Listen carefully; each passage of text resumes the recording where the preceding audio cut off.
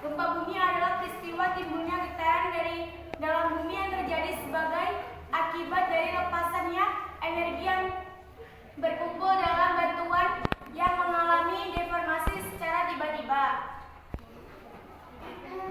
Gempa bumi dapat disebabkan antara lain oleh hal-hal berikut. 1. Proses teknologi akibat gerakan kulit atau lempeng bumi. 2. Aktivitas besar di permukaan bumi. 3. Aktivitas gunung api. 4. Pergerakan geomorfologi secara lokal, contohnya terjadi keruntuhan tanah. 1. Dampak bencana gempa bumi. Bencana-bencana yang mungkin timbul sebagai akibat dari pergerakan lempeng adalah sebagai berikut.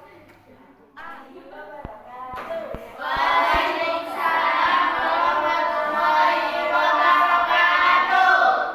Perkenalkan, nama saya Dea Pertiwi dari kelompok 2. Saya Ramifa dari kelompok 2. Di sini saya akan mempresentasikan hasil diskusi dari kelompok 2. Bab 3. Materi dan perubahannya. A. Materi. Materi didefinisikan sebagai setiap benda yang menempati ruangan dan mempunyai massa. Massa merupakan banyaknya materi dalam suatu benda atau objek, sehingga berat dapat dirumuskan sebagai berikut. W sama dengan M kali G. W sama dengan gaya berat M sama dengan massa benda Kg. G sama dengan gaya gravitasi M per S2 kuadrat. Alat ukur yang dapat kita gunakan untuk mengukur massa disebut neraca. 1. Sifat materi. Sifat-sifat ini dapat dibagi menjadi beragam kategori yang lebih luas. Salah satu cara adalah dengan membaginya menjadi sifat ekstensif dan sifat intensif. A. Sifat ekstensif dan sifat intensif.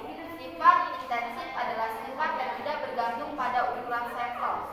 Beberapa contohnya seperti keadaan fisik, warna, titik lelai dan titik dan titik didih. Sifat ekstensif adalah sifat yang bergantung pada ukuran sampel yang dipelajari, contohnya massa dan volume. Salah satu sifat intensif disebut massa jenis densitas, yang dapat didefinisikan sebagai perbandingan massa terhadap volume objek itu. P sama dengan M. Warahmatullahi wabarakatuh. Perkenalkan, nama saya Desiana. Berdirinya saya di sini, saya akan mempresentasikan hasil kerja kelompok kami, yaitu tentang komponen dan hak macam ekosistem. 1. Komponen ekosistem. A. Komponen ekosistem. 1. Komponen biotik. Makhluk hidup. Setiap makhluk hidup membutuhkan tempat untuk tinggal yang disebut dengan habitat.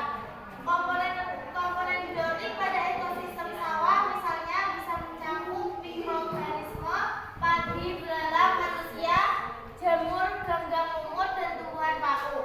Dalam ekosistem tumbuhan berperan sebagai produsen, hewan berperan sebagai konsumen, dan mikroorganisme berperan sebagai dekomposer.